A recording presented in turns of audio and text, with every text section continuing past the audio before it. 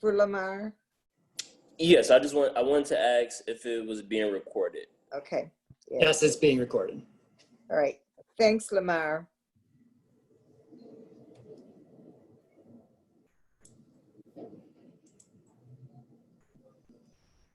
Okay, the next individual with their hand up is Interfaith Council for Peace and Justice.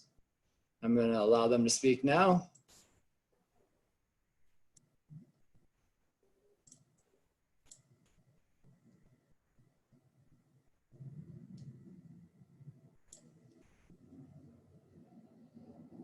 So an older. That sounds like it might be Desiree. Oh, there she is. Yes, hello. This is Desiree. I didn't know what my thing said, so I'm not speaking on behalf of ICPJ. I'm speaking on behalf of myself, Desiree Simmons. Just wanted to say hi and appreciate always these appointment meetings. I think this is like my third or fourth one so far. So I just wanted to say I looked at the candidates and the applications that came in. One of the candidates I don't know, but I did want to speak up for Toy Dennis, who I've had the pleasure to work with as part of on the subcommittee for housing affordability and accessibility, and also had a chance to see her within the Planning Commission, and also think it's really great when thinking about how the commissions can actually help to be a way to build toward different positions. And so I see that as a natural progression opportunity, someone who's already been involved within city governance. And also that some of the things that I saw that Toy lifted up in her application, I just want to speak in support of in terms of ability to help work through and mediate and help do some conflict resolution. I also just want to say too that experience that she was really good at really bringing in community voice and connecting with folks in the community and making sure that they weren't forgotten as we were deliberating or thinking about different things, whether that was language to use, whether that was ways that we could connect and outreach with people more specifically and different things like that. So I just really think that a lot of the skills that she has would be an asset to council and that she has really good connections and I think would be able to jump right in. So I just wanted to speak out in support of Toy Dennis for this appointment. Thank you. Thank you, Des. Anyone else? The next person with their hand up is Renee Eccles. I'll allow them to speak now.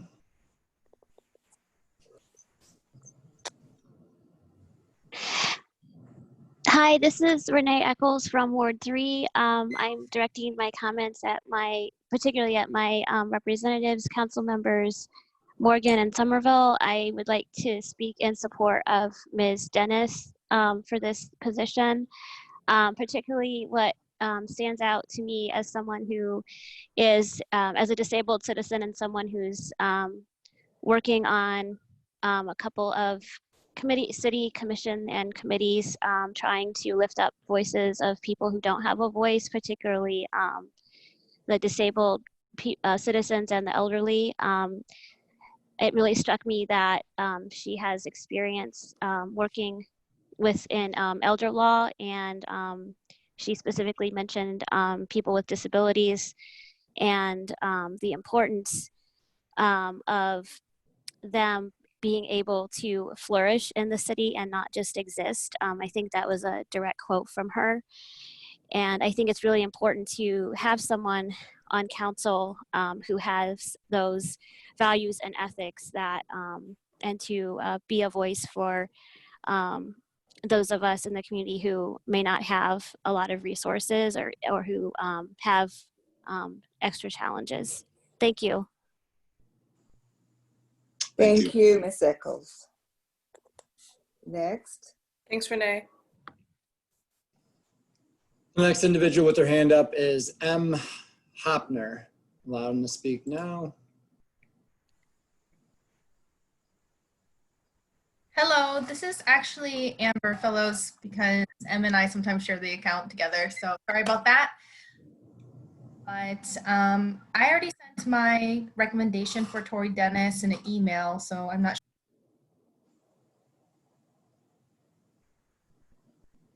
sure. Uh-oh. Did you hear me at all?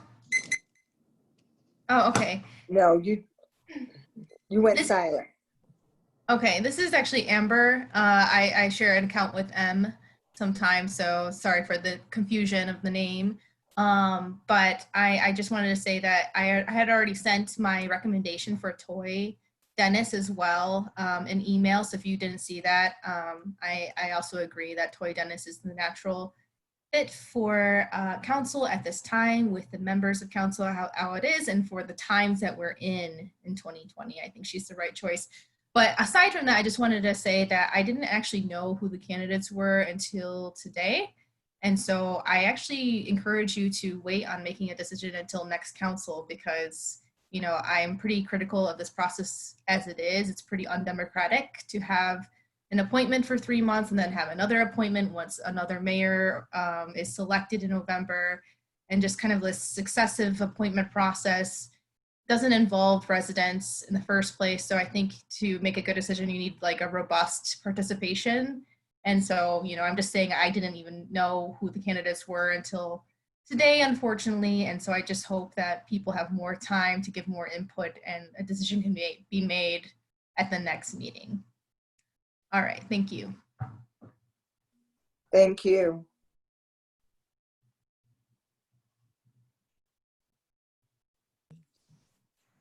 All right, the next individual with the hand up is Brian. I'll allow them to speak now.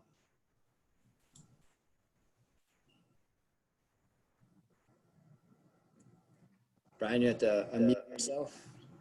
Hey, Council. Can you hear me? Yes. This is Brian Geringer, gerrymandered part of Ward 1. Happy birthday, Brian. Oh, hey, thanks. Thanks. Appreciate y'all.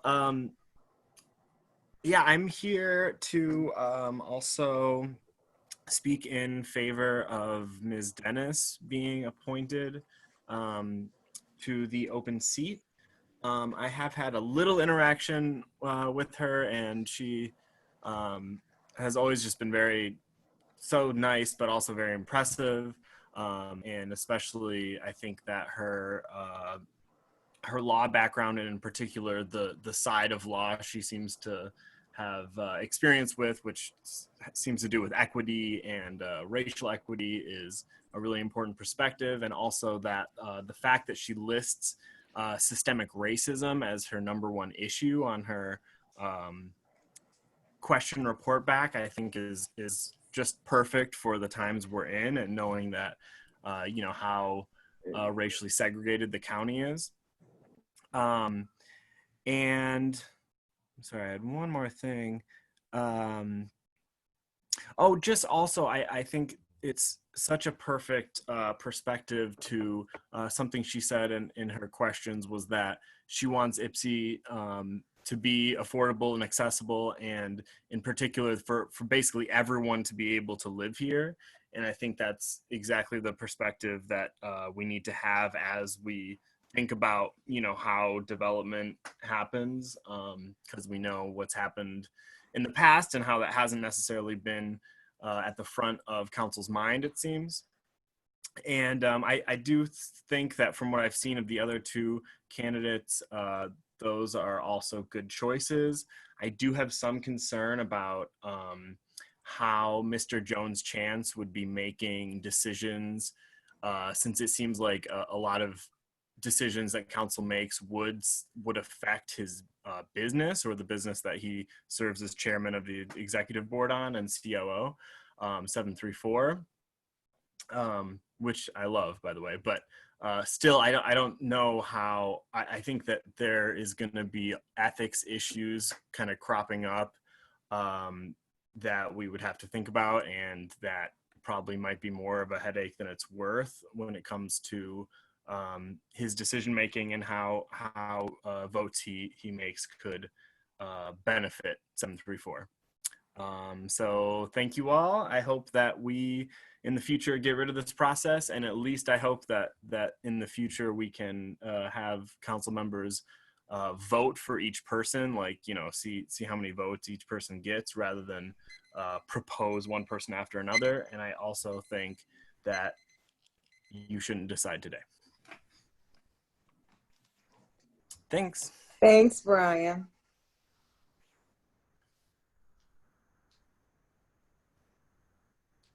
You're welcome. Okay, that is it for individuals with their hands up. If council would like, I can promote Toy Dennis to panelist, and we can commence the interview process. If there's no one else to give any audience participation, so that's all the hands that were up, and no one's indicating they want to speak. Yes, please move Ms. Dennis to panelist.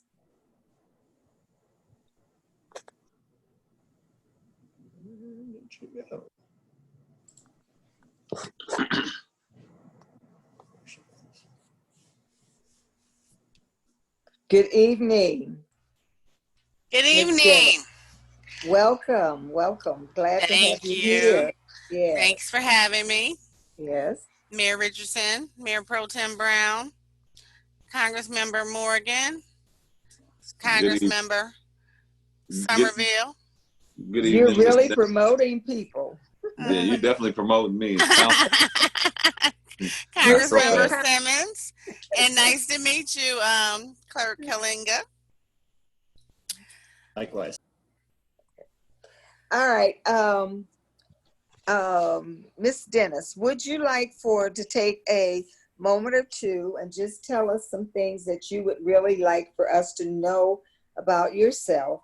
And then we will have we'll go round robin with questions for you. Each council member submitted 2 questions that we're going to ask each candidate.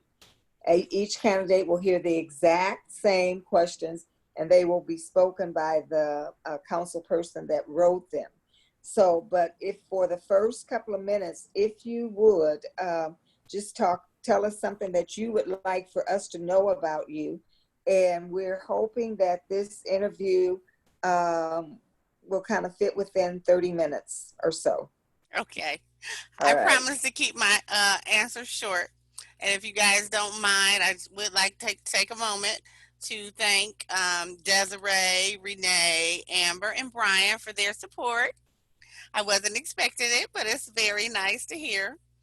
And I want to thank the council and the mayor for inviting me to this process. It's an honor to even be considered, and I'd just like to say thank you. I don't know much about, I'm pretty much an open book.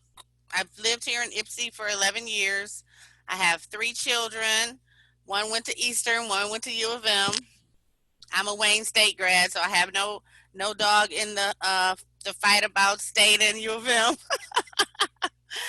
EMU has my colors, so I'll pick them as being a Cass Tech Wayne State grad. You know, the green works for me. What else? My son, my daughter still lives here in Ypsi. My husband's family has been lived in Ypsi for 4 generations now, and I'm just here to serve. Okay. Thank you. Appreciate that. Okay. And the clerk has put the first question up on the, and Council Member Wilcoxon, I believe that's your question. So would you ask it, please? And then once he asks it, Clerk Kalinga, you can take it down and put us all back up, please. Thank you.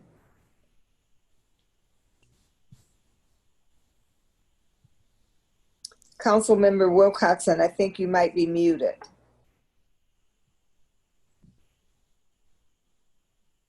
There we go. Thank you, Ms. Dennis, for applying for the position. Quite an impressive resume. Well, thank you. You know, it seems like you've been very involved in the city and well educated. Let me get straight to the question here. Given the seat, I can't read it on the screen, so I'm going to go back to my own copy. Given the seat is being filled by a vote of council rather than your constituents, how do you plan to represent Ward 1? That is, where do you find yourself on the spectrum between representing the opinions of your constituents versus representing your opinions? And what do you do when those two are not congruent? Very interesting 3-part question. Yeah. So the first part was, I was hoping I was going to keep it on the screen. If we could, if you don't mind. So the first part was what to do if, Clerk how do I Kalinga, could you represent? put it back where she can see it, please? She's asking.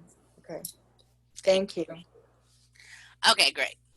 So how do you plan to represent Ward 1, being as though I'm not being voted in, but appointed? No different than if I had been voted for. I am if I'm selected to be a member of city council, I will serve the same purpose, and that would be to represent my ward and the city as well as I can. And on the spectrum between representing the opinions of the constituents versus the opinions of myself, I don't put too much faith in opinions. I'm more of a data girl. I kind of want to see what's the best, you know, and I'm the type of person that will look at the information given, and if my opinions or the constituents' opinions don't add up to what the data says, then I would bring that to their attention and try to come up with a win-win solution.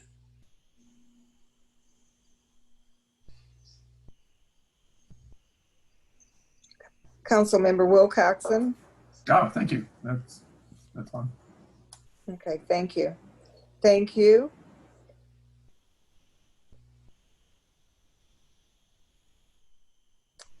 Okay, I don't have the name or don't remember whose question this is. With the council person whose question That's me as well. Read it, please. That is me as well. I think Andrew put these together as I thought we were going to kind of cycle in a different order. Oh, that's all right. That's what we were supposed to do. Yeah. Andrew, could you come back to this one? Could you give us another council member and then come back? Mayor, what we've done in the past is we just circle around with council members. Yeah. It's not necessarily that they read their specific question. It's just that they read the next question out. Oh, okay. No problem then. Okay. Councilmember Morgan, would you read this question, please? Thank you, Mayor. Given the short duration of this appointment and the typical learning curve for a new council member, how do you see your role differently than if this were a full term? What will you focus on? Thank you, Councilmember Morgan. I believe I answered this somewhat in my questions. I don't have a specific agenda. My job is to focus on what is best for my constituents and the city of Ypsilanti as a whole. So being as though this term is short, I will address the information that comes before the council and the information brought to me by my constituents and do the best job I can to represent their wishes and the best interest of the city. So I don't have anything to focus on, although I do have a big eye on the issue with equity and racism and things that are happening here in 2020, both in Ypsilanti and the world as a whole. So I'm hoping there's going to be some of that going on in the next 3 months. And given the opportunity, if not reappointed and there is a vacancy in Ward 1, I would be interested in running for that in the election. Thank you. Thank you.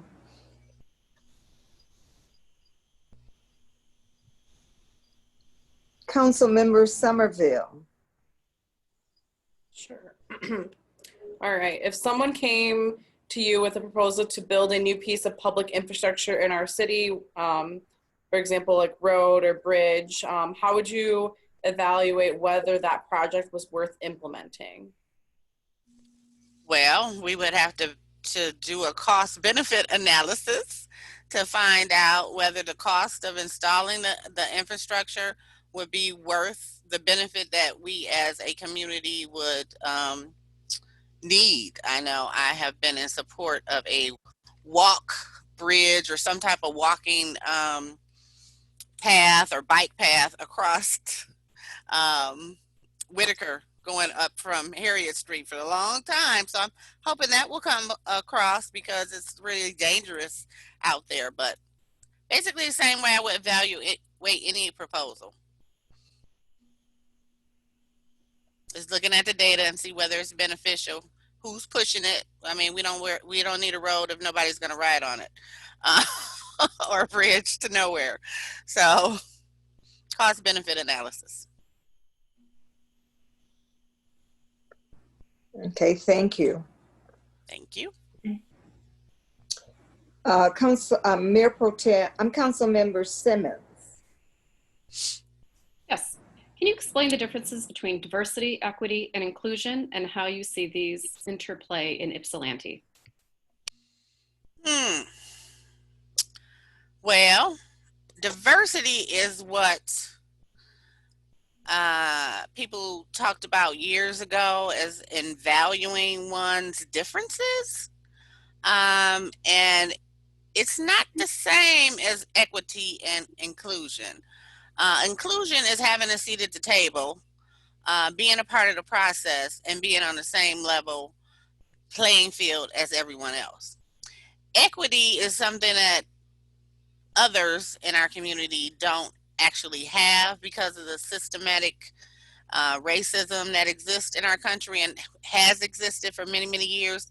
As example, being a member of Ward 1, I am like 2 blocks from 94, and a few blocks down are the assembly plant and open roads that used to be open area that used to be, plants and things. And that is because of the systematic racism that used to exist here in Ypsi for so many years. We, as people of color, were limited on where we could live. And today, even though we are not technically limited on where we can live, we still suffer the effects of the racism that existed that kept us in these areas. So for instance, 94 was put here in our area because nobody else wanted to be by it. You know what I'm saying? So now we're here and we're limited on things that we have, and we're surrounded by different things because of the inequities. So in my opinion, that's the difference. Diversity means accept people for their differences, which I think we do well in Ypsilanti, Washington County. But having equity and being included are things that we could still use work on. Okay, thank you. Welcome. Mayor Pro Tem Brown. Okay. So the first part I think you already answered, but how long have you been a resident of Ward 1? And in your view, what positive and negative changes have you seen in your time living here? How much of the history of Ward 1 do you know, and what do you see could be done to see the glory restored? Woo! All right. Well, I've been a resident for 11 years, but my husband and his family have been a resident for 4 generations. It's pretty been, the last 11 years have pretty been positive for me. As I came from the city of Detroit, I love the fact that the police are here in 5 minutes and the city services are wonderful, and it's a walking area. I'm never afraid to walk around. From what I know from my husband telling me, there's been some pretty significant positive changes here in Ward 1, as there used to be a bar on the corner called the Bucket of Blood. Many stories about that. And The one thing that I would like to see, and that's just me as a council person, I would like to see more activities amongst the residents in Ward 1. When I lived in the city, I had a block club, and I lived there for 20 years in the home I bought for my family, and everybody knew everybody on the block and that sort of. So that's one thing that I miss. I would like to be more, the neighborhood to be more cohesive. Thank you. Hmm.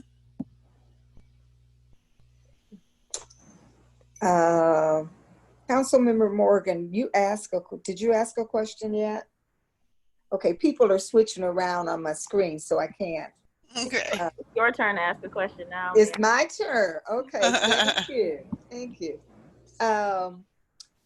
What would be your priorities for changes to improve life for the residents and to make Ward 1 a more desirable place to live?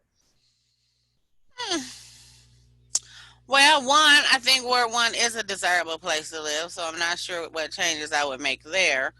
And as the representative for Ward 1, I would more like to hear from people what they would like to see changes made in the area, because we're so spread out and different communities have different issues. So I myself couldn't speak on another area. So I would just be the person they would come to and tell me what they need to see, and then we try and get it done. Because I don't want to be one to speak for the constituents. I like my ward. I like my block. I like city services, but I'm sure other people have different experiences. So I would just like to be open to those. Okay, thank you. Mayor, would it be easier for council if I just read the questions? That would be okay with me. I don't know about the other. Go for it. That's fine. That's fine. Okay. Thank you for your kindness. I think I heard a four say yes, go for it. Only if you can change your accent with every question. I'll do what I can. How will you navigate? I second Mr. Morgan's So do I. motion. How will you navigate working effectively with staff? I didn't know you could work ineffectively with staff. I worked on the planning commission for 3 years. I didn't have any problems with staff. I thought we worked well together.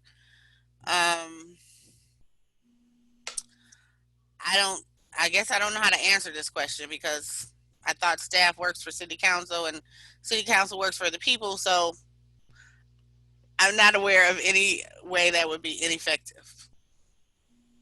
So I don't know. Maybe I need more context for that question. Okay, thank you. Thank you.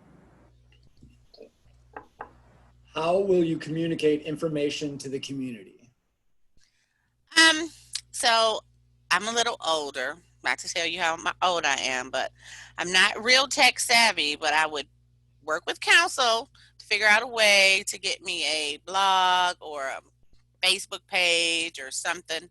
My information, I would make sure they had my information, my cell phone number, knew how to get in touch with me, my email address, be very accessible to the community, because I believe that's important if you're going to sit on council. So a number of different ways for people, because everybody's not tech savvy. So some people might want to use the cell phone. Some people might want to send an email. Just have a means for everybody on every different level to communicate would be my number one goal.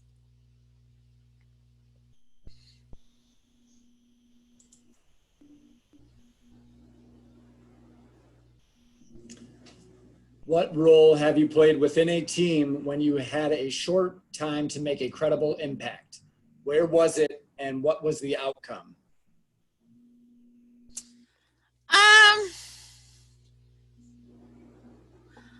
I'm gonna say my new position with legal services, which I started last November.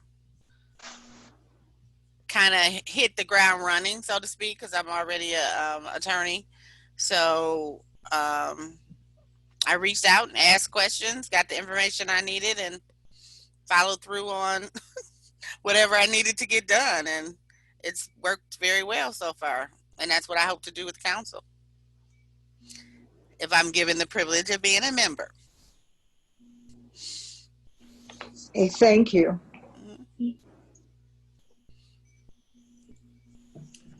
How pro Ypsilanti have you been as a citizen, and what ways have you contributed to the overall betterment of the city? Well, as I am a member of the Vanzetti Hamilton Bar Association, which is the Washtenaw County Bar, I pushed a lot for us to get involved in Ypsilanti schools and do things here in Ypsilanti, because the majority of our activities and community outreach had been in Ann Arbor, because that seems to be the hub. But I wanted to reach all citizens, so I pushed for us doing outreach and programs with the schools here in Ypsilanti, and as well as Ann Arbor. We're not going to leave them out, but I just wanted Ypsi to be included.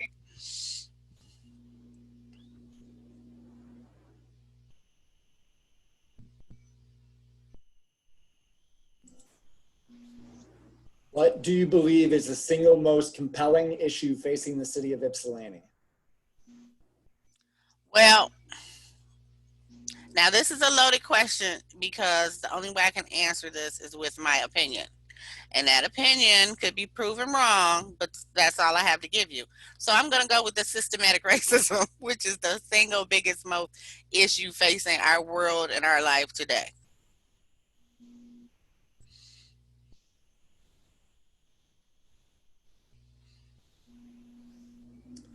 Please tell us about any other activities, specialized skills, knowledge, or professional experience that would contribute to your effectiveness in serving on city council.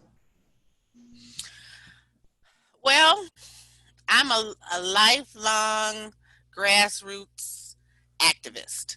I have been involved at every level of city government, of federal government, of campaigning, outreach, you name it. As a matter of fact, when I lived in Detroit, I worked on Alma, what was her name? State rep here in Ypsilanti, Alma Wheeler Smith. There we go. I worked on her campaign when I was in Detroit. So I've always been one to get involved. I felt like, we can't vote and complain when things don't go our way, because if we're not involved, then it leaves the representatives to do whatever they will. So that is a specialized skill, I guess. Knowledge, you all saw my resume. I'm not tooting my own horn about my degrees and all that, because I feel a lot of that stuff I should have learned in high school or junior high, and I didn't. So not to toot my own horn or say that I'm better just because of my education, but it will help me in city council, if chosen, to be able to read and evaluate certain information and bring it back in a way that my constituents can understand it. Also, I'm also a mediator, and being a educated and experienced mediator, my brain kind of works different than others may. I always try to look at, and that being an optimist as well, I always want to try and look for a way to make everybody happy, instead of this win lose. And I know that's weird coming from an attorney, but I prefer mediation and peacemaking and those type of things over litigation, because somebody always loses, and that's the way I will serve on council if picked, is to try and find the best out of any situation for both parties.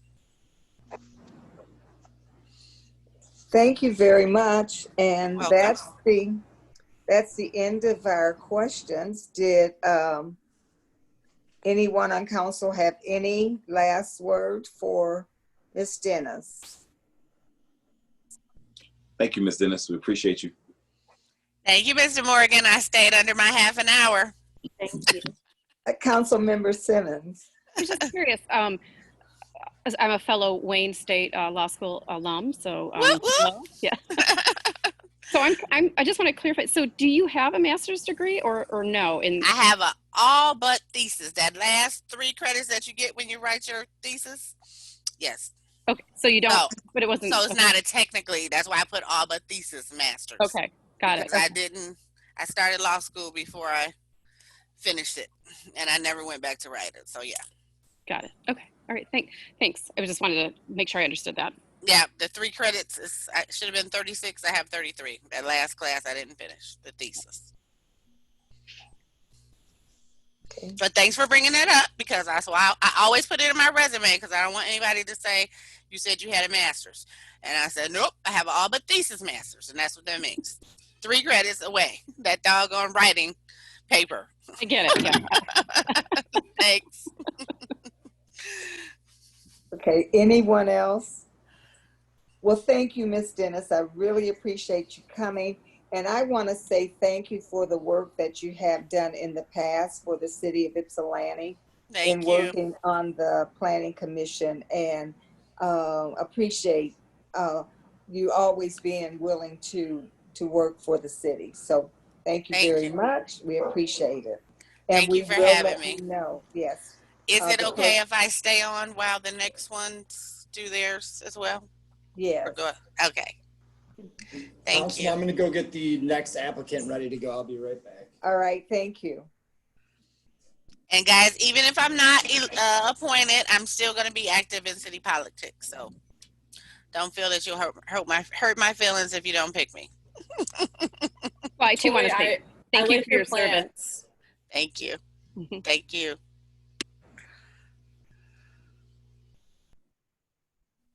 Oh, I don't think she heard me. Oh, Annie likes your plants. Yeah. Plants. Plants. Is that what you were saying, Annie? I couldn't hear Sorry, you. I wonder if my computer's messed up. Yeah, her house plants were nice. I think I was talking at the same time, and I said I was thanking her for her service to our city. I wanted to say thank you as well, because I appreciate it.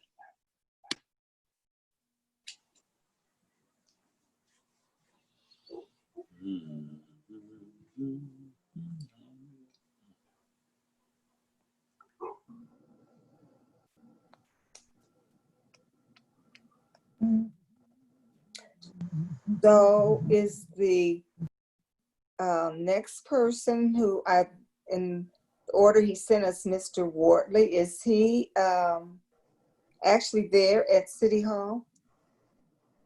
He is at City Hall? I think so, yeah. I'm asking, he is? Yes. Okay, thanks, Joe. Hi, Joe. Hi. Nice to see you. Very nice to see you all. I can barely see you. How's Mary? What is Mary? Are you floating in the green mist, right Stephen? now, but I am floating in the green mist. Okay. I know. she's doing well. We just got her tested, and she does not have COVID. So we're good. Where have you been? Good. Good. Okay. Hey. Andrew is getting Mr. Wortley set up, and Here.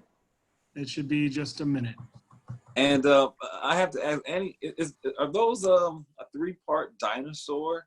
Those are. Okay. Is that like a series? Yeah, there's an artist that is at Dipsy every year. She's from like Jackson, Michigan. There's also monsters above. Oh. Wait, can you see them? Monsters and prehistoric reptiles. Oh. Nice. I'm virtually standing on your couch looking at your artwork.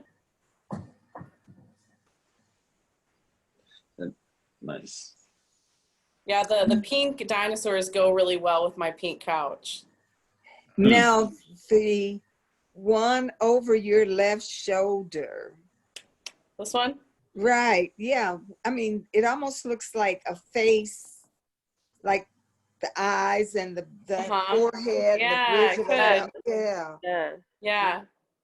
I don't see the dinosaur. Now, if he hadn't mentioned it, I wouldn't have, because I hadn't looked at the others. I was thinking You can that tell was this one's got aliens. They're getting abducted into outer space. Okay. I see the pink ones now over your right shoulder. Yeah. You are just blowing my mind, right? But that one over your left shoulder, that one's got me. Yes. Okay.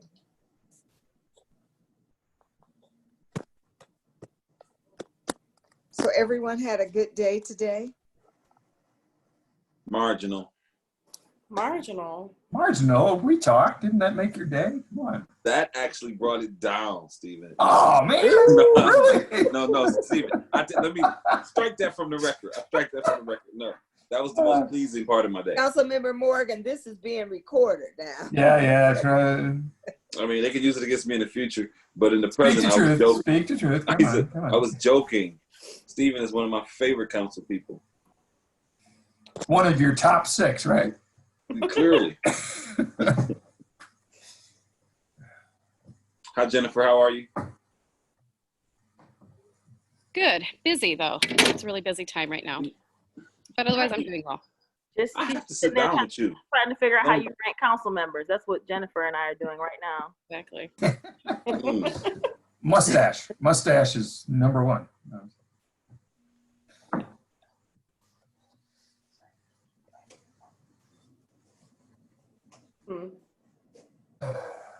My thumbs are twiddling, like virtually. Yeah, I can show you guys my house plans if you'd like to see them. I have a lot. Is that the theme for the evening? House plants? We used to see your plants. Yeah, so I have a problem. Ooh, wow. Those are nice. Mm-hmm. Oh, those are really nice. So you have a very oxygenated living room. Annie, is that a fiddle leaf fig over there? This way? Sorry, I don't know. What's that right there? Is that a birds of paradise? Yeah, it's like that family. Ooh, and then I have like so bad. I have these 3 tall. Oh. I love snake plants. Yeah, they're getting pretty tall. I murdered all my plants. Are your cats bothering them? Did you overwater them? They're not. I've been doing really good at not overwatering them. I ruined one of my plants, my other palm plant. So I've been better. My cats are good though. Misha's sick, so he has kidney disease. Oh wow. Yeah, I just found that out like yesterday. So he's on antibiotics and like other medication now. So that's why he's not crawling all over me right now. He's hiding. Wow, that's too bad. Yeah, we're hoping that the antibiotics kick in, and he's 10, so this kind of happens around that age. If it's gonna happen. There's a guitar in the background. Yes, it is. See that? I don't have any house plants in my office. All I have is house guitars.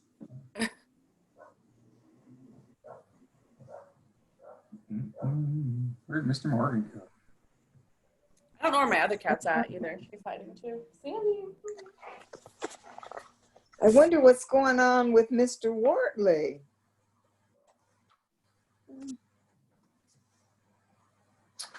I saw Andrew come back into his office and then he came in and picked up got something and went back out.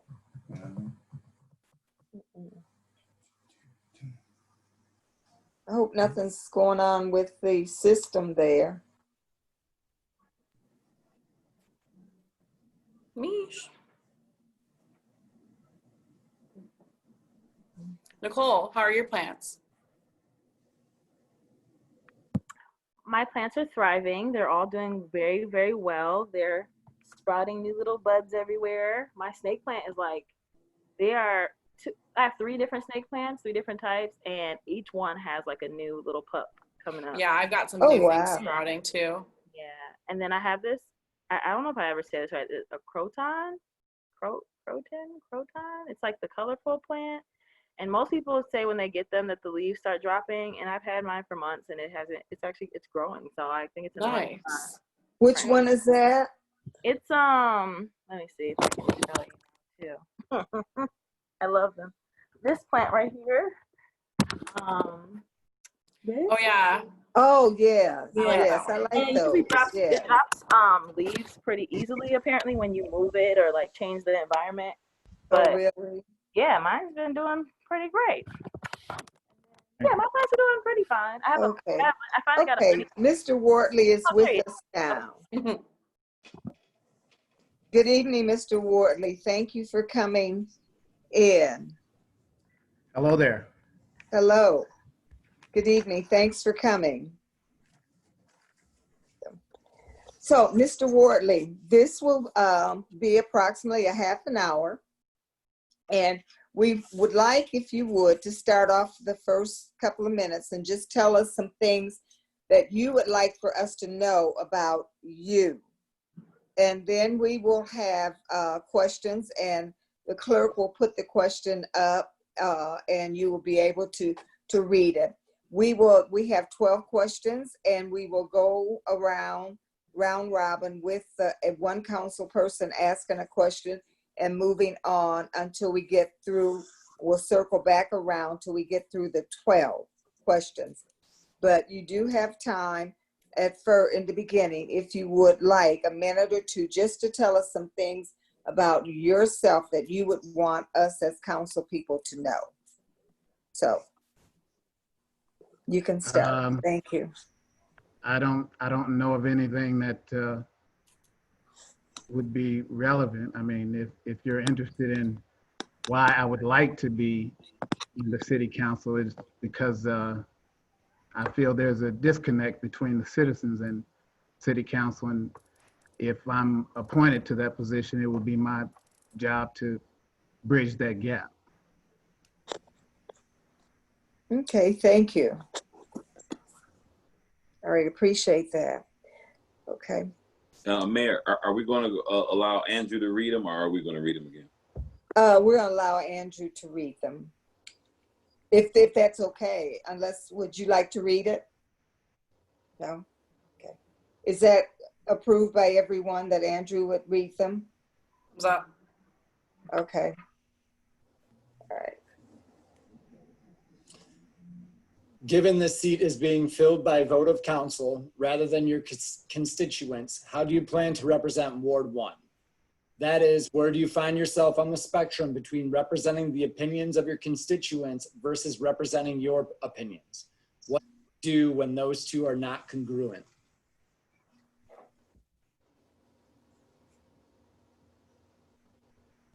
I plan to represent Ward 1, first of all, by letting it be known who I am.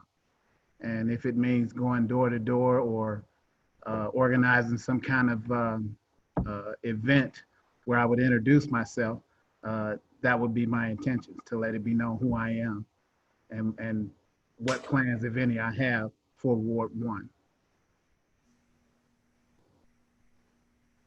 And as far as representing, taking on this job, to me would mean I'm giving up selfish ways, and I'm a civil servant, and it would be my position to act as a civil servant. And there would not be anything that would conflict or be congruent. Again, I would be a civil servant. Okay. Thank you. Given the short duration of this appointment and the typical learning curve for a new council member, how do you see your role differently than if this were a full term? What will your focus be on?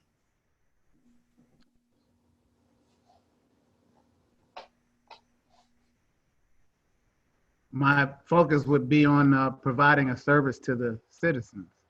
And regardless of the term, 1 day, 1 week, or 1 year, that would be my focus.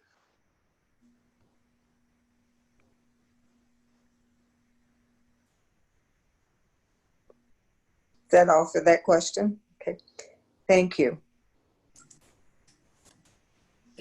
Came to you with a proposal to build a new piece of public infrastructure in our city, road, bridge, etc., How would you evaluate whether that project was worth implementing? City council is a 7-member group, and my opinion would only be one of those. And if something like this were to go through, it would be a majority decision and not just mine. If someone in Ward 1 came to me with this proposal, all I could do is come to City Council and say, this is what one of my constituents said.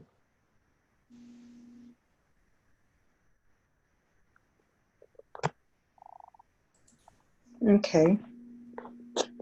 Thank you. Explain the difference between diversity, equity, and inclusion, and how you see these interplay in Ypsilanti. Diversity is represented by every member of this community not being excluded. Equity is every member of this the city being treated equitable and with the same respects.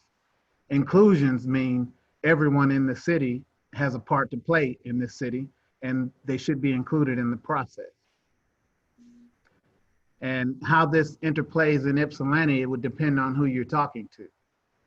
I've spoken to people who describe this place as Ypsi-Tucky, and I've also spoke to people who describe this place as, you know, an outdoorsman's wonderland. It depends on who you talk to.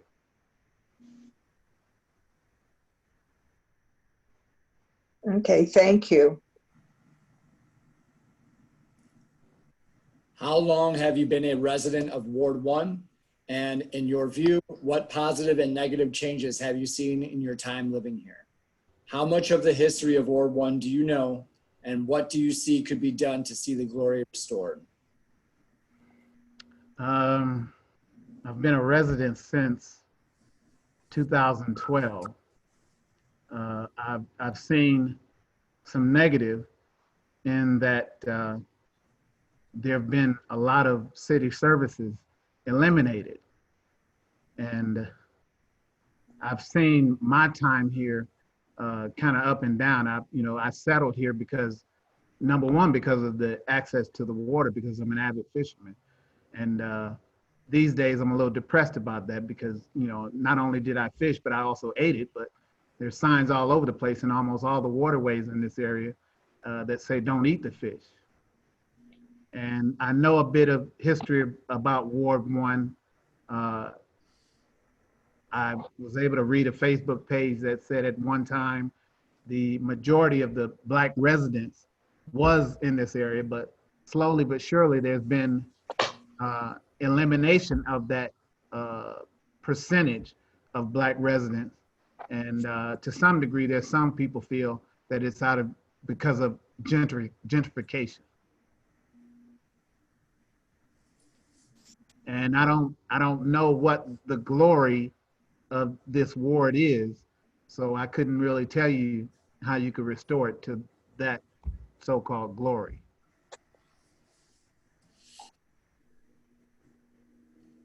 Okay, thank you. What would be your priorities for changes to improve life for the residents and to make Ward 1 a more desirable place to live? I'd have to find out what the residents find undesirable. And then, I can only then make attempts to make changes. But the first thing would be to find out what's the problem. And that, again, is where I feel the disconnect has been, because there are problems in this ward, but for some reason, they're not being addressed.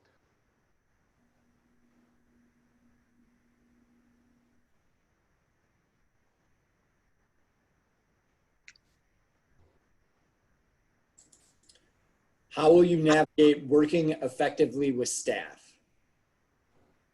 I would imagine everyone on city council and everyone that works for the city, they all have different personalities, and I have no way of understanding what those personalities are until I've had some personal contact. So that's a question I can't answer. Okay. All right. Thank you.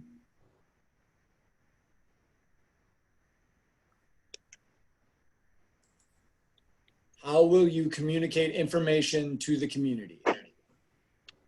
The internet and the social media is a wonderful thing, and I would develop a social media platform where there'd be some interaction.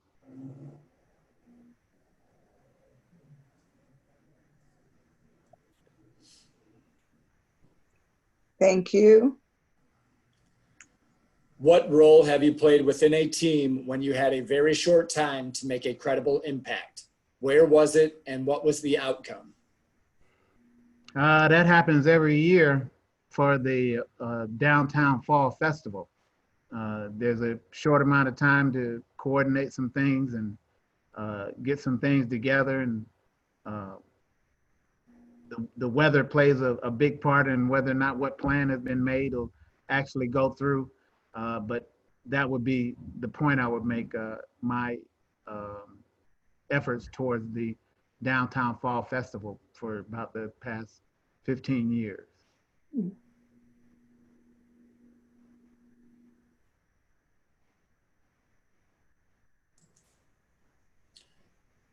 How pro Ypsilanti have you been as a citizen, and what ways have you contributed to the overall betterment of the city?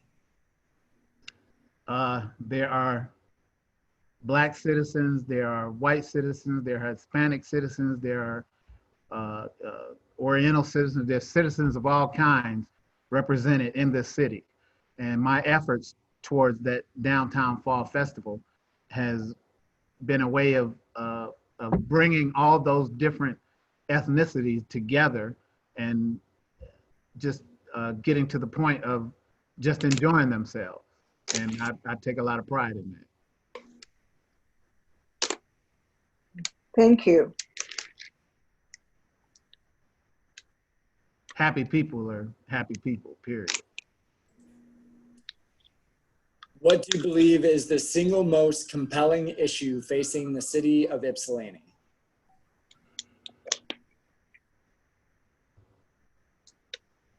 I do believe, I mean, I live in Ward 1, and as I stated, I've read some history that this, at one time, percentage-wise, was the largest amount of population of Black people, and somehow that population has dissipated. And I believe, you know, there are things that take place that help towards that, and it would be my goal to try and I mean, everybody deserves a right to home ownership at the very basic least. And it would be my goal to try and make sure that that's what was, if that's what's pursued, that's what takes place.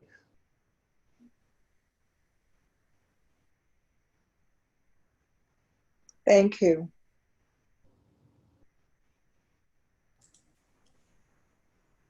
Please tell us about any other activities, specialized skills, knowledge, or professional experience that would contribute to your effectiveness in serving on council.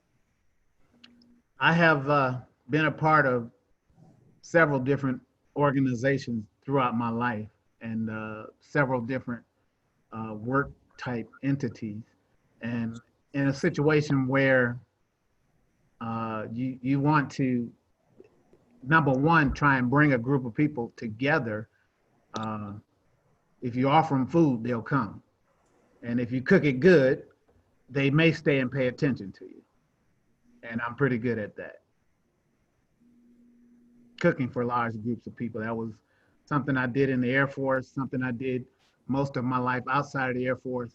Knowing that cooking is a common denominator. Good food is a common denominator for most people. I feel that's an asset towards me appealing to different people. Okay. Okay. Is that it? Is there anything else you'd like to say? No. No? Okay. Well, we thank you so very much for your application. We thank you for coming in for this interview. And as when council makes its decision, Clerk Halinga will notify you of what that decision was. We do thank you and appreciate you being a resident in the city and appreciate you coming in for the interview. And I really appreciate you even applying. Thank you very much. Thank you so You're very much, welcome. Mr. Wortley. Thank you. Okay. Appreciate your responses, Mr. Worley. You're welcome. I was told that I could stay around for the next interview process, and I hope that's still okay with all the rest. Yes, it is. Yes, you're welcome. Thank you so very much.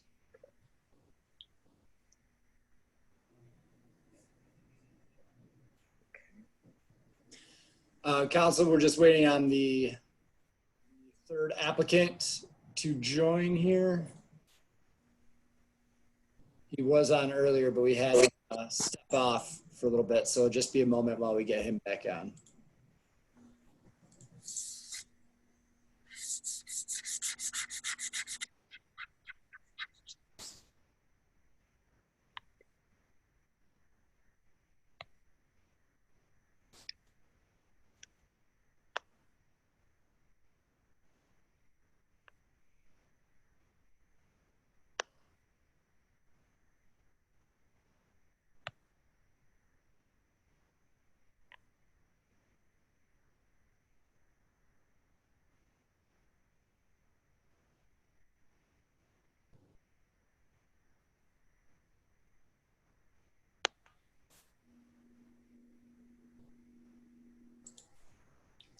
All right, Council, we have the third applicant on, Brian Jones-Chance.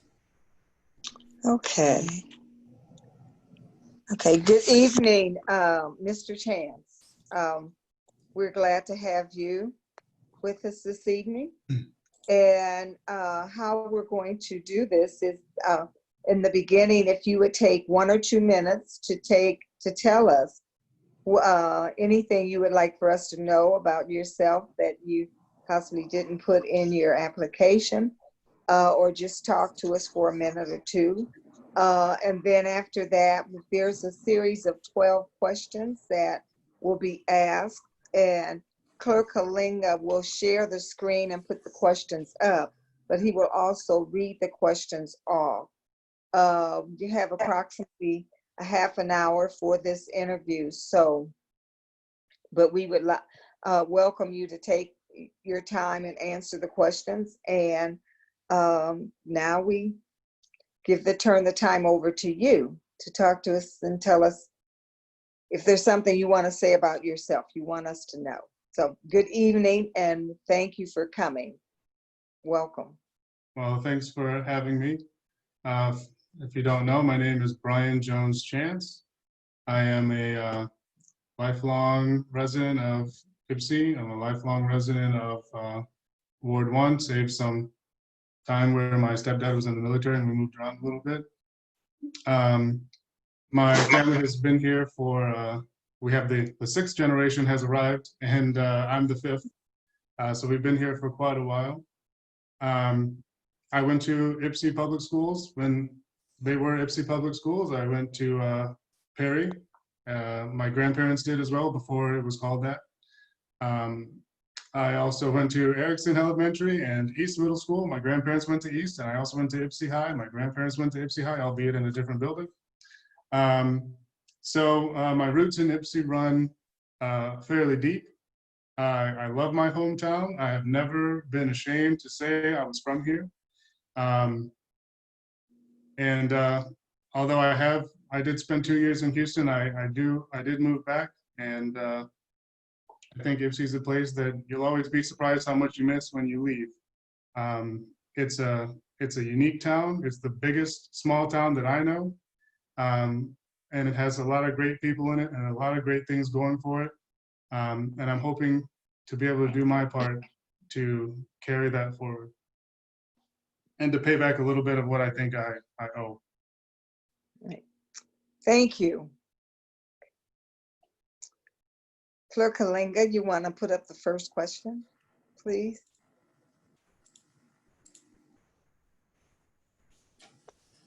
Given this seat is being filled by vote of council rather than your constituents, how do you plan to represent Ward 1?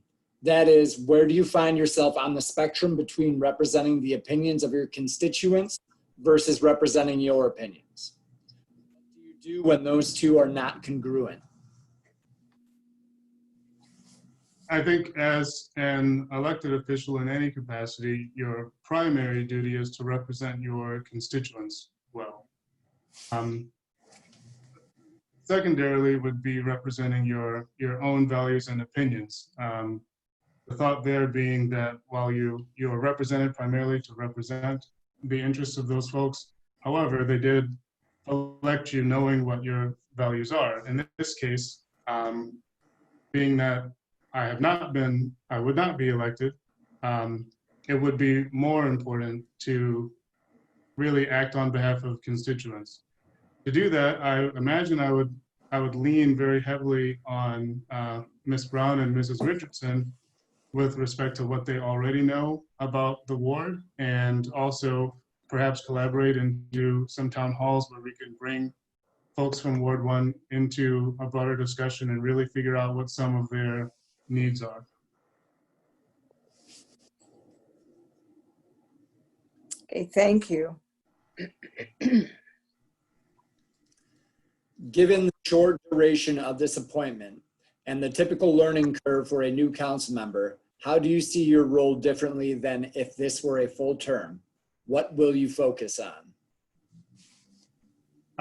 Since it is so short, I think part of the focus is going to need to be on quickly figuring out what some of the issues are that Mrs. Richardson and Ms. Brown have already identified, and working with them to come up with solutions in a more surgical rather than general manner. And like I said, bringing in the community to figure out exactly what the needs are is going to be very important. I think the pace is obviously going to have to be different if I'm going to be effective. And by effective, I mean get anything done, just because there's not a lot of time to do it. So if there's something that I can bolt on to, that's something that's already going on in Ward 1, I'm happy to do that. And if I can help with any sort of planning on more specific actions, I'm happy to do that as well. I did list some things in my responses to the supplemental questions that might shed more light on what I want to focus on. Okay, thank you. If someone came to you with a proposal to build a new piece of public infrastructure in our city, road, bridge, etc., how would you evaluate whether that project was worth implementing?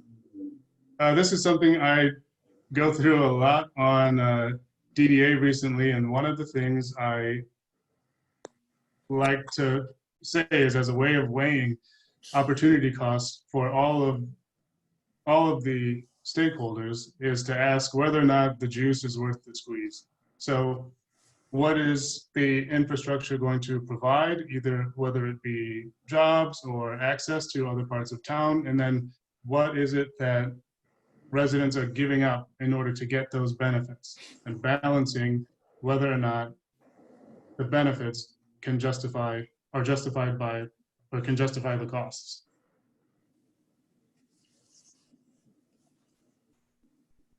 Thank you.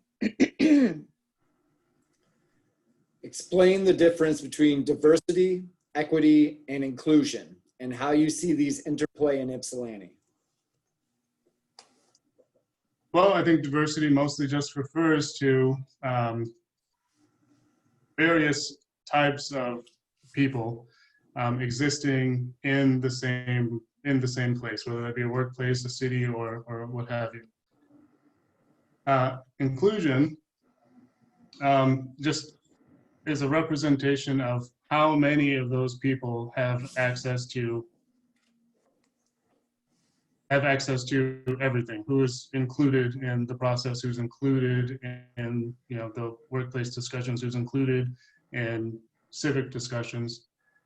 And equity describes a distribution of that inclusion based on really need. And I would juxtapose that with equality, which is just giving everyone the same thing. Equity really allows us to divide what goes where based on need.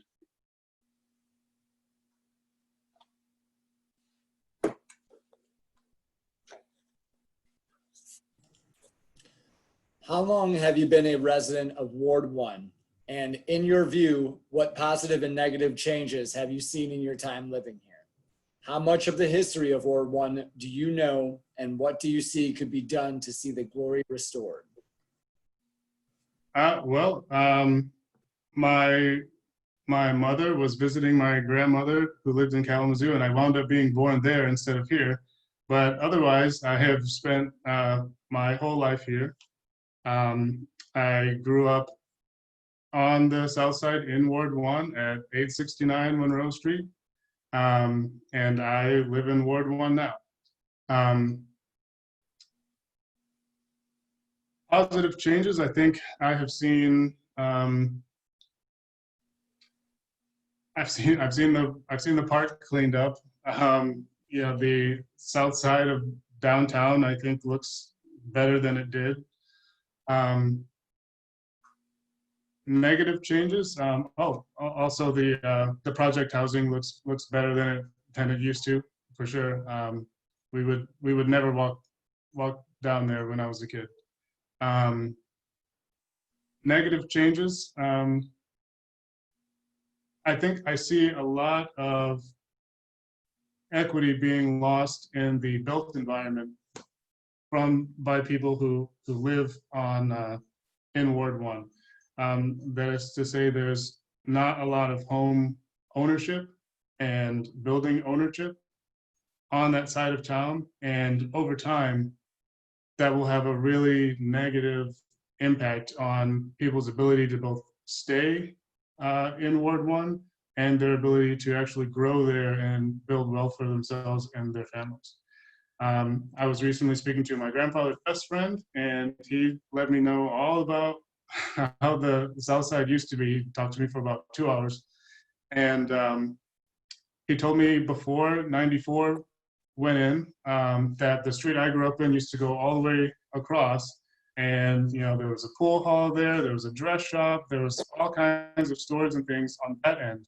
And even growing up there, as long as I've been there, I thought all the commercial stuff was on Harriet and Hamilton. And he told me that that was not the case. So as far as glory being restored, if we could allow more mixed use, or maybe we could do something interesting with zoning to allow more of that to happen, to allow people to have more equity, whether it's just business and they're leasing a building or whether it's owning the actual structures. I think that would restore some glory. Thank you.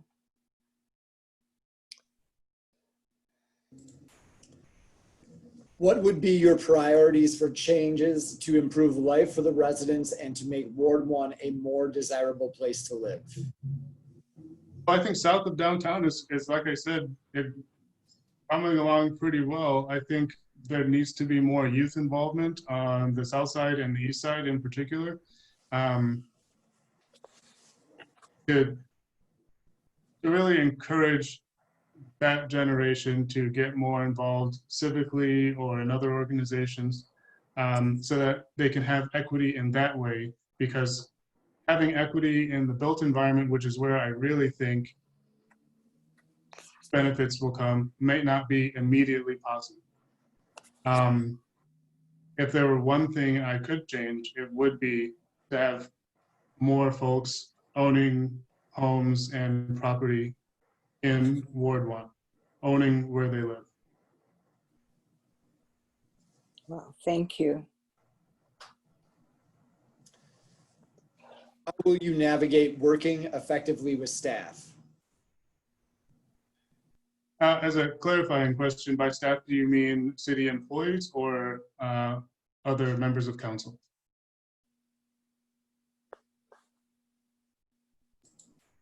I will let the council member who wrote this question clarify that for you.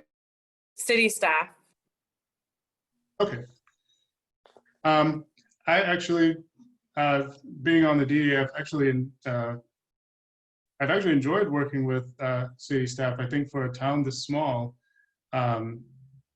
we do have a really talented pool of city employees, especially Bill Myers and Elise Jacobson and Christopher Jacobs.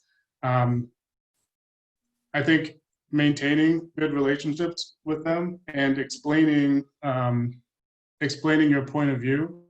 I've noticed this, especially just coming from someone who's a native of Ypsi. If you explain your point of view, they tend to be receptive to it, and they have a lot of knowledge to help you get things done. So I think leaning on them, trusting their skill, and helping them with judgment and understanding your point of view has been really effective for me in working with them. And I think that's a good recipe going forward.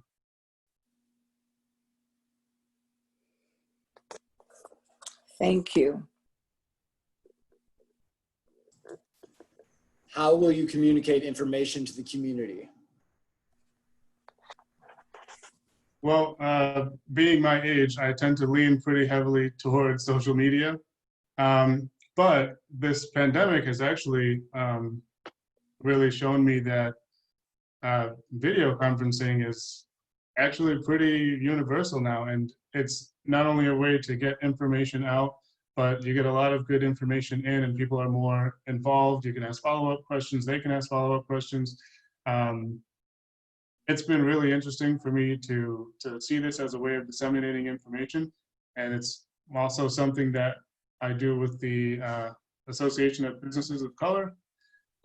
We use the weekly meetings to disseminate information about what's available. And I think it's a great way to do that.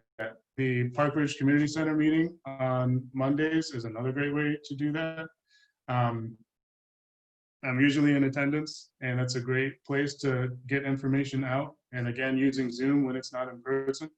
I like all those ways. I like the social media for a broader scope, but being able to sit in a room and have those conversations works a lot better, I think. So I'd use both. Thank you. What role have you played within a team when you had a short time to make a credible impact? Where was it and what was the outcome? Well, the pandemic has given me no shortage of those examples. So when we got the order to, the first shutdown order, the executive team at 734 Brewing, so that's me and the two partners, had to make a decision about whether or not we were going to remain open, how we were going to get staff paid, because the unemployment situation was uncertain. And so their incomes depended on what we decided, and the whether or not the business would last depended on that decision. So what we did is we got all of the staff together, and we asked them what they thought we should do if they wanted to continue to work. Some of them said yes. Some of them knew that others had financial difficulties, and they allowed them to work. They really came together in a beautiful way. And if you know any of them, you know how great they are. Two others completely redesigned our website and allowed us to do delivery, which we had already been building out. So between leading the team to make sacrifices for themselves, for the benefit of the other members of their team, and to work very quickly to come up with a solution to essentially save the business, was definitely a short time frame. And I think we did it all in 4 hours. the outcome was, the business still exists. And now we were able to get all of the employees that we furloughed paid during their time off. And we saved the business. And all those folks are now hired back and working. Okay, thank you. How pro Ypsilanti have you been as a citizen, and what ways have you contributed to the overall betterment of the city? I had a job once, and well, it was I was a car salesman briefly, and the GM there used to call me the mayor of Ypsilanti because I talk about Ypsilanti all the time. I love Ypsi. And in terms of overall betterment of the city, I think one way is the brewery. We had some options as to where we would put it, whether we would put it in the township or maybe go somewhere cheaper. And I told a story about Depot Town, and I don't think my friends knew this, but my first time going to Depot Town and sitting down and having a meal was my junior year of high school. Because growing up on the South Side, it was just not a place where, I won't say where anyone went, but it certainly wasn't a place where my family went. And we decided that, one, we were going to diversify the craft brewing industry, and we were going to do it in Ypsi, but also we were going to put it in Depot Town so that everyone knew, especially people from my neighborhood, that they belonged in every commercial district in the city, and that Depot Town belonged to them as well. And I hope that's been some kind of improvement to the city. I've seen more diversity around our location than I ever had in Depot Town before. Hopefully we're a part of that. And we also use that to lift up other minority business owners. Most of our vendors, when we can, are minority-owned businesses, and all of our food truck vendors are minority-owned. So I hope that's made some impact. Thank you.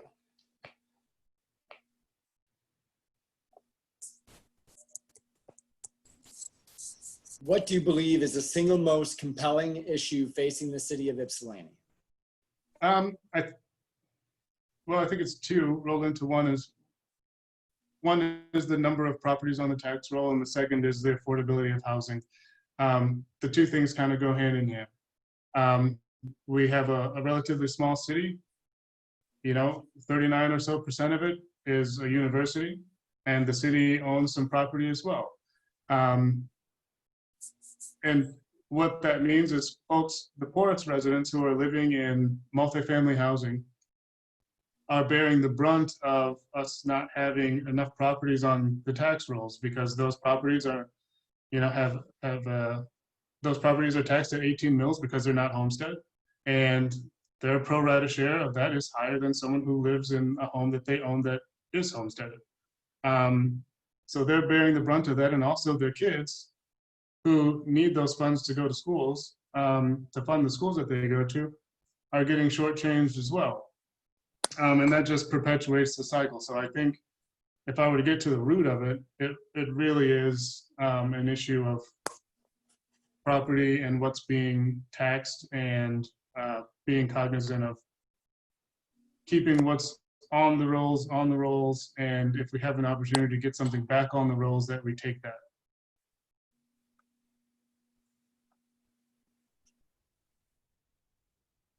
Thank you.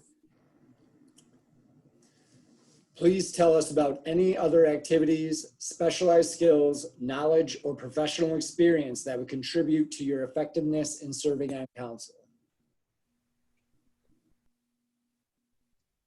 Well, I feel like I touched on a lot of it. I do speak a second language, and I think in the language is Spanish. And the Spanish-speaking population is growing. We have some business owners in town, and that it's really hard to reach out to, and we've tried this. It's really hard to reach out to if English is your only language, and there's also an inherent distrust because the current political climate we live in means that they don't know when ICE is coming and all that kind of stuff.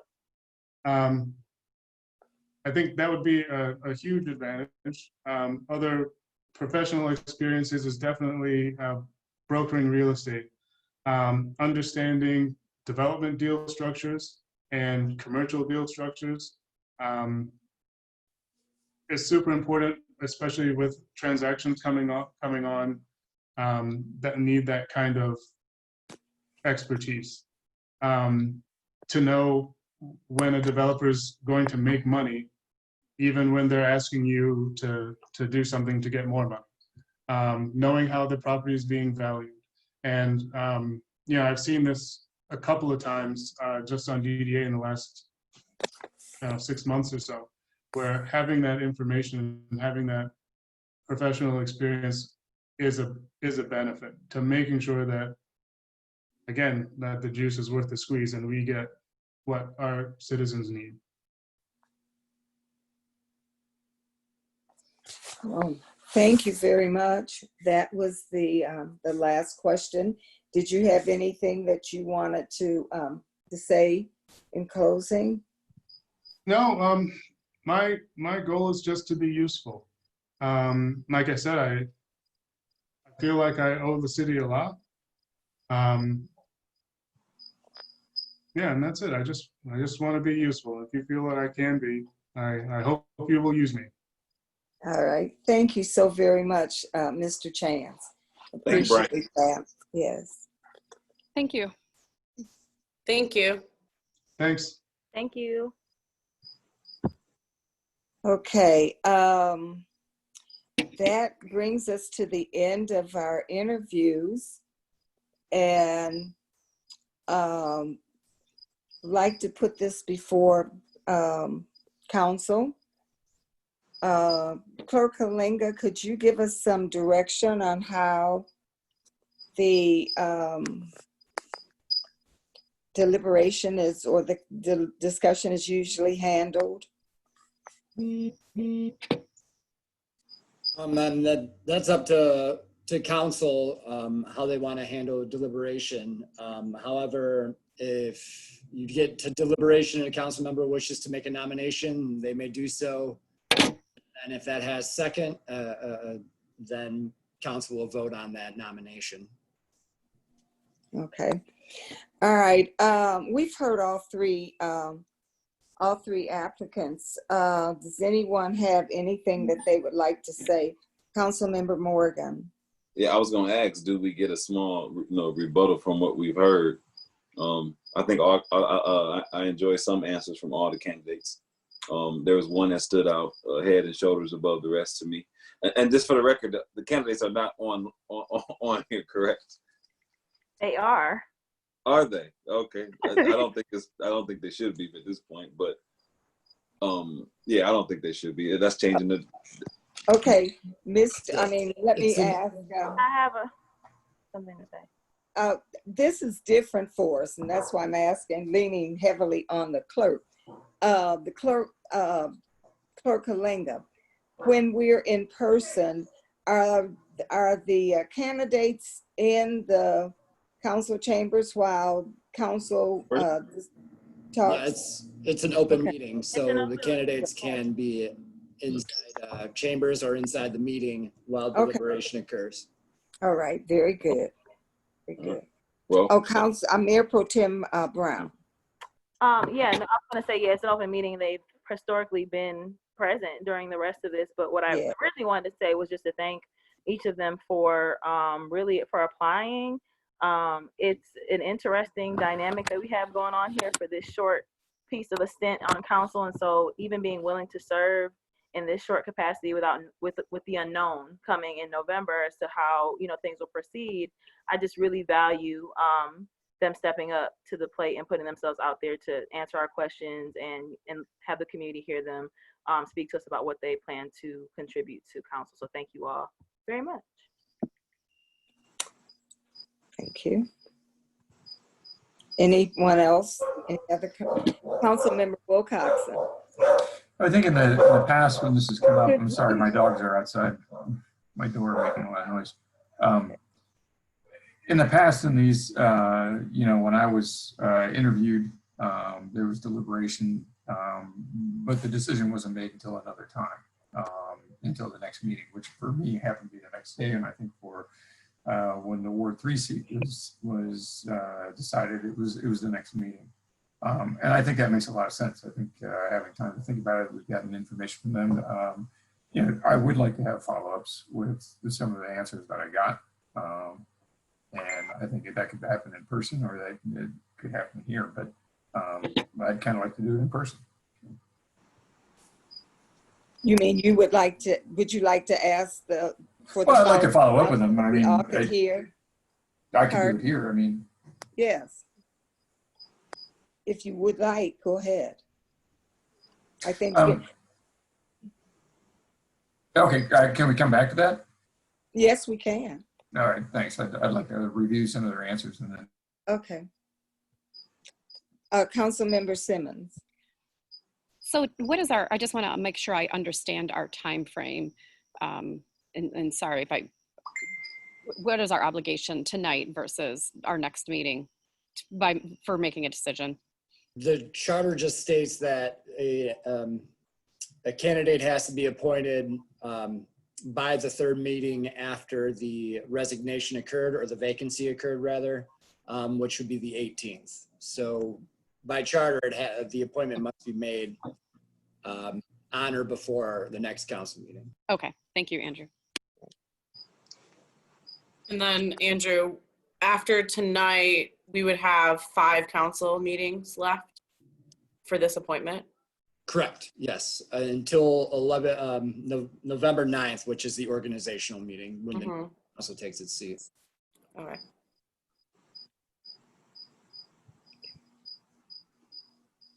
Any other thing from council? I wanted to ask I just wanted a specific question. I just wanted to, to ask one of the candidates, but I guess do we reach back out to them? You can, yes. Okay. You can. Okay. And that wouldn't be considered that'd be considered if I could get Mr. Barr to weigh in, I believe we have to council needs to ask all the applicants the same questions. Is that correct, Mr.? That's generally the way it's happened as for a matter of fairness to all of the candidates. I'd suggest if you want to ask additional questions concerning the questions you've asked, you ask the same question of all the candidates. Okay, thank you. I get that, but they're all not relevant. Every question is based on the answers that they're given us. Every question wouldn't be relevant to each person. Like hypothetically, if I wanted to ask Mr. Wortley about fishing, I wouldn't ask that to Ms. Dennis or Mr. Chance. Mr. Barr. Yes, that certainly is a good point. I would recommend, however, that if you have questions about the individual questions, that you give each candidate the chance to express their view on that question. Okay. Okay, thank you. Thank you. Okay. All right, Councilmember Wilcoxon. That statement there makes it very difficult because the one question that I was thinking of is only pertinent to one candidate. And, I guess I could word that in a way that any of them could answer the question, but it's only relevant to one. So I can certainly do that. One answer would be to ask the question and then ask the other candidates if they want to respond also. Okay. So I had a question for... I see you, Jennifer. For Mr. Jones-Chance. And I look at your resume and see that you're a business owner and see that you're on the DDA. There are a lot of decisions in council in which we consider things that the DDA is involved in. And, this kind of goes back to my first question. Do you see that as a conflict of interest in terms of your role on the DDA, conflicting with your role on city council? And I guess that could be, opened up to other folks afterwards as well. I'm not certain that Brian Jones Chance is still on the meeting. If I might interject, a council member cannot serve on the DDA except for the mayor by statute. It would be a conflict of interest and would be something called incompatibility of office. So then, was Mr. Jones aware of that upon his application? So that's a mute question. It's a moot point. So he would have to relinquish that seat on the DDA if he was appointed, and he made that decision based on. All right, thank you for the clarification. Councilmember Morgan, you were asking something? No, I was just, but it's a mute point. No. Okay. Councilmember Simmons. Well, I was just going to point out that perhaps the distinction about the questions could be if we were asking tonight just some clarifying questions from what we heard back from candidates versus after this meeting, in more of a one-on-one basis or whatever format we use, asking questions. But I think it's a moot point because I'm not sure if anybody is still on the Zoom call. And at least, it seems like at least one of the people, but I'm not seeing any of the others. So I guess it's kind of. Mr. Wortley is here. Oh, okay. Sorry. I'm looking at the screen. Two applicants are on. It does appear that Brian Jones Chance has left the meeting. Okay. Did anyone have a question? Jennifer? Oh, I was just going to say, so does it seem that no one's really comfortable moving forward with this tonight, and that, beginning of next meeting is really, what we think we need to do? So do we have to make a motion to hold it to make the decision the next council meeting? Yes, I move that we leave the vote on this until the beginning of the next meeting on the 18th. Support. It's been moved and second that we take a vote on the decision on the 8th at the beginning of the meeting on August the 18th. All in favor? I'm sorry, that's a roll call vote. Sorry. Clerk Kalenga. Mayor Pro Tem Brown. Yes. Councilmember Somerville. Yes. Mayor Richardson. Yes. Councilmember Morgan. Yes. Councilmember Simmons. Yes. Councilmember Wilcoxon. Yes. Motion carries with 6 yes and 0 no votes. Okay. All right. So we will, that will be the first thing on the agenda for the meeting on the 18th. Is there anything else any council person needs to? I just want to say this last little bit. Being through 3 of these when we're appointing people, and the fact that we are a body, listen to some of their responses. Being a body means we're adding additions to our team. And so having a good fit, having a knowledgeable fit, having someone that can, play a certain position to give us a more of a collective, robust front is definitely like on a squad. So I'm always thinking about the best fit, even beyond just the best player, so I just want to throw that out there. All right, thank you. Anyone else? Councilmember Somerville? Mayor Pro Tem Brown? I do see that Brian Jones Chance is now on the meeting. There's a fly in here. We saw that. The clerk is going to look crazy. Okay. Mr. Chance, I don't know if you were on the meeting when council voted to make the decision on the council person selected at the beginning of the meeting on August 18th.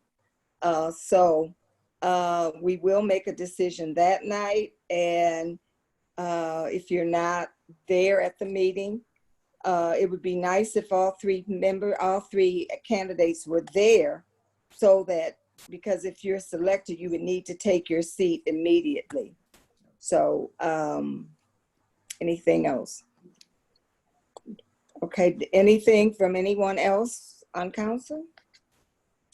If not, the chair will entertain a motion to adjourn. I move we adjourn the meeting. Support. It's been moved and supported and supported and supported again that we adjourn. All in favor? This one does not require a roll call vote. Aye. Sorry, there was no audience participation at the end of this meeting, like normal? In all meetings, there's only been one audience participation at the top of the meeting. Ah, okay. So usually, I'm sorry, during the interviews, before we had them after, because people would tell us. So that was just, okay, muscle memory. All right. All right. Patriot. Thank you. Have a good night. Have a good night and Good night. enjoy the rest of our little. I'm only saying